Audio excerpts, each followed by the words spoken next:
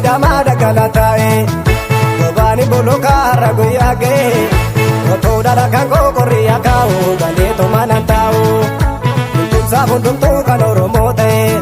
dhaala kaayyoo dhaaboo fitichee ba'e hindufte bargooyaan adeetti boontu dhugaan bakka hin ooltu.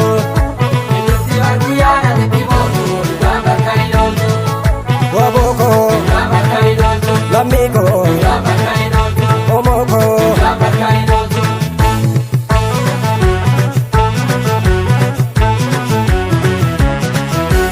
Baruma baranda lana nyatu, Wabositi kae barana batu, Wabalu ya waboko richadina, Rojira sifana, Wabofi lami gargarin bastu, Yada keti kan sagal damatu,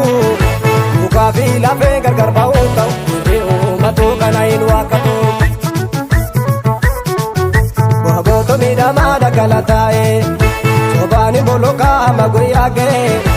Otoo dhala kan qoqqorrii akaa'u galeetuma nan taa'u Baruma baraan dhala na nyaatu